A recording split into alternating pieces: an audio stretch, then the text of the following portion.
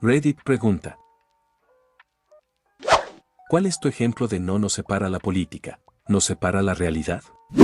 Soy canadiense y recientemente estuve en Estados Unidos por cuestiones de trabajo. Al llegar, tomé un Uber desde el aeropuerto. Apenas le mencioné al conductor que venía de Canadá, me lanzó una pregunta inesperada: ¿y qué opinan ustedes de convertirse en el Estado 51? Le respondí, medio en serio, que como país estamos bastante mal con la idea, pero él no se quedó callado. Me dijo que estaba equivocado, que en Alberta hay gente que sí lo apoya y que incluso se separarían de Canadá si fuera necesario. Como si eso no fuera suficiente, añadió que Trump le cobraría a Canadá por usar el Golden Dome, lo que sea que eso signifique. Ahí fue cuando decidí cerrar el tema. Le dije que Texas tiene más posibilidades de separarse de Estados Unidos que Alberta de dejar Canadá. Y le sugerí, con cortesía canadiense, que tal vez no estaba muy al tanto de cómo funciona nuestra historia y política.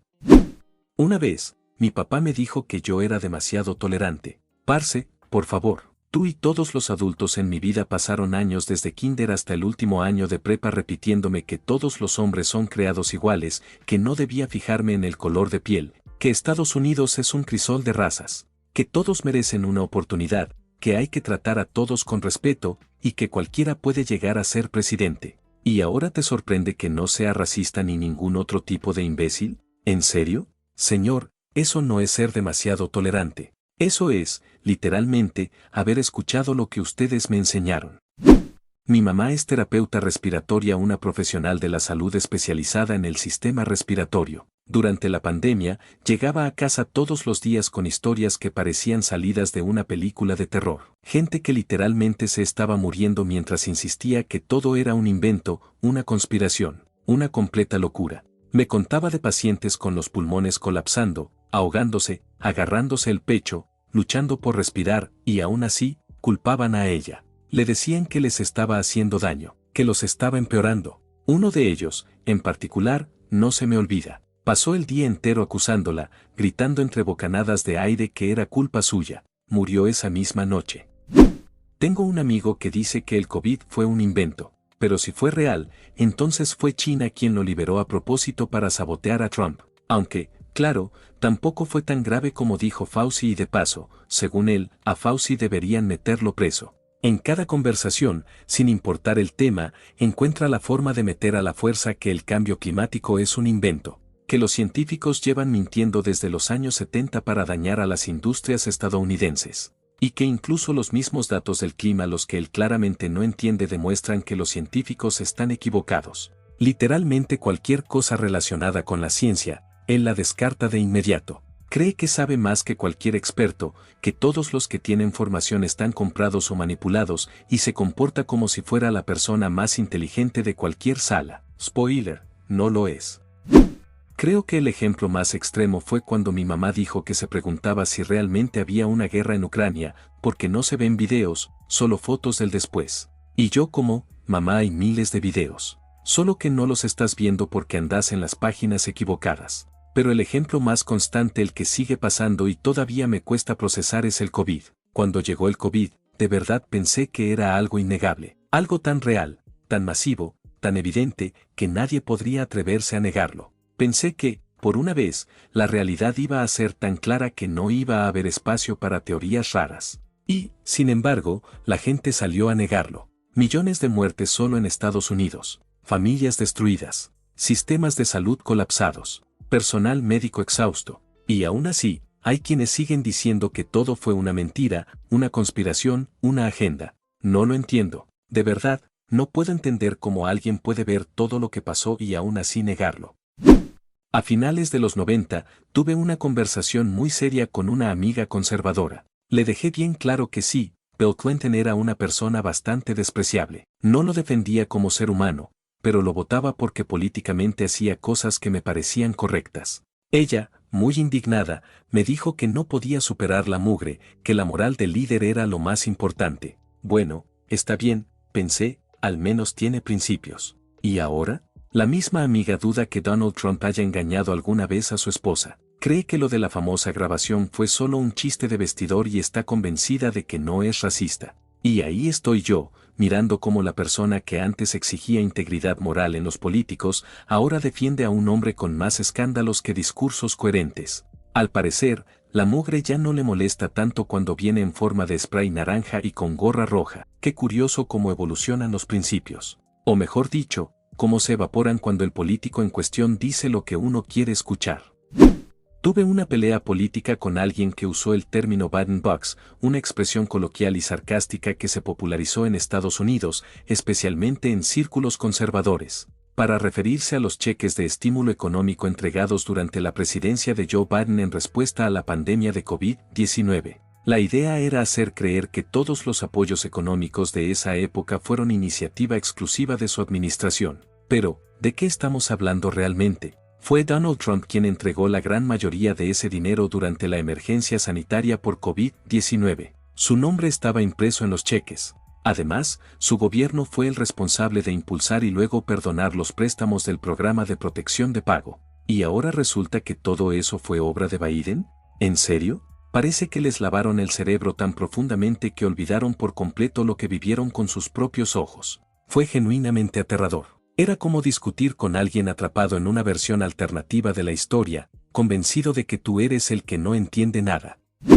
Un primo mío piensa que los musulmanes son inherentemente malvados y que la única solución es ejecutarlos a todos, incluso a los bebés, ya que dice que literalmente nacen malvados. La ironía ahí es que querer asesinar bebés es como la definición de manual de ser malvado. Mi papá, que siempre me odiaba por meterme al ejército, una vez comparó mi despliegue de 15 meses en Irak con un campamento de Boy Scouts. Me decía que no era justo que yo no me preocupara por la atención médica en la jubilación, porque había estado 20 años en la Guardia Nacional y, por eso, tengo tricare y atención gratuita en la administración de veteranos debido a las lesiones que sufrí en el proceso. Esa es otra historia. Sin embargo, él sigue en contra de la atención médica universal. Lo irónico es que él está en Medicare y tuvo que trabajar hasta los 70 años para que mi mamá también alcanzara la edad suficiente y pudieran dejar a su empleador. Y luego se pregunta por qué mi familia nunca ha estado a menos de 12 horas en coche.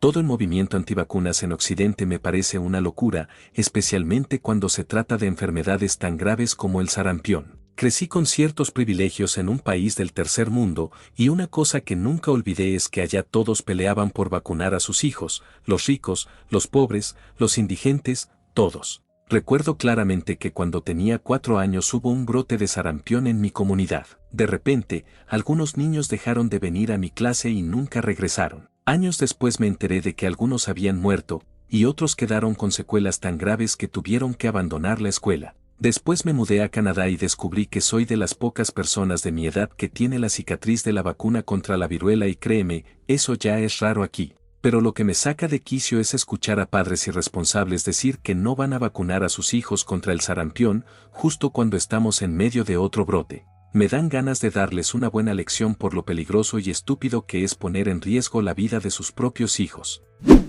2 días después de las elecciones, un excompañero de trabajo mío publicó en Facebook emocionado porque los precios de la gasolina estaban bajando, que podía volver a comprar comida, que el taller mecánico donde trabaja iba a mejorar, y que Trump los apoyaba a él y a otros trabajadores estadounidenses. Un par de semanas después, comenzó a quejarse en Facebook porque los precios de la comida no habían bajado, las piezas para autos estaban más caras y el negocio seguía igual de mal. Hace 4 días, volvió a publicar sobre cómo Duke Energy le subió la factura de la luz y que es una locura lo mucho que está pagando. Ya no me importa decirte lo dije. Él y otros simplemente no viven en la misma realidad. La conversación con mi hermano me hizo darme cuenta de algo importante. Aquí en Australia, los primeros $18,000 que ganas están exentos de impuestos. Él tiene ingresos bajos, así que ese umbral cubre aproximadamente 1/3 de su sueldo. Pero eso fue algo que ignoró por completo mientras discutíamos sobre la exención de impuestos. Él argumentaba que deberían eliminar ese umbral y, en cambio, establecer un sistema donde las personas que ganan más de cierta cantidad, creo que mencionó más de $500,000. Aunque la charla fue hace un par de semanas y puede que no lo recuerde bien, no deberían pagar impuestos sobre esa cantidad. Cuando alguien llega al punto de oponerse a políticas como los programas de asistencia social, a pesar de depender de ellos, ahí tienes una señal clara de disonancia cognitiva. Una cosa es apoyar políticas que no te benefician directamente pero que generan un impacto positivo en la sociedad, otra muy distinta es apoyar medidas que te perjudican a ti y a personas en situaciones similares, y que solo benefician a los más ricos. Soy trans y la mayoría de mis amigos también lo son. Nos juntamos, nos reímos, lloramos, compartimos buenos y malos momentos. Algunos de mis amigos desean con toda el alma sentar cabeza, tener una vida tranquila con casa, esposa e hijos. Otros son increíblemente ambiciosos con su arte o sus carreras. Pero todos, sin excepción, son buena gente. Cuando le hablas a alguien que es antitrans, te lanzan etiquetas horribles, abusadores, personas que todos odian, enfermos mentales, mutilados, radicales monstruosos. Vivimos en realidades completamente separadas, pero por más que intentemos, no podemos convencer a esas personas de nuestra humanidad. Hace un par de años, mi esposa y yo fuimos a California. Yo estaba trabajando desde casa en ese momento y ella tenía un evento, así que aprovechamos para hacer un fin de semana largo. Una de las personas que nos acompañó tenía una opinión muy fija y particular sobre California, que aparecía de vez en cuando. En cierto momento estábamos en el paseo marítimo, disfrutando de un día hermoso y contemplando el arte local. Pero este tipo no podía soltar su discurso sobre los vagos y la delincuencia en California, a pesar de que todo estaba perfectamente tranquilo. De hecho, había muchas personas sin hogar en el área, pero simplemente estaban pasando el rato y algunos incluso vendían su arte. Fue una situación muy extraña, él hablando con tanta seguridad, pontificando sobre lo malo que es el lugar, mientras yo solo trataba de que se diera cuenta de lo que realmente estaba viendo a su alrededor. Mi papá sostenía que no hay incidentes conocidos en toda la historia americana de ningún político republicano que haya dicho una mentira o que no haya cumplido una promesa de campaña, excepto cuando un liberal sucio los obligaba. Soy trans y vivo en Estados Unidos.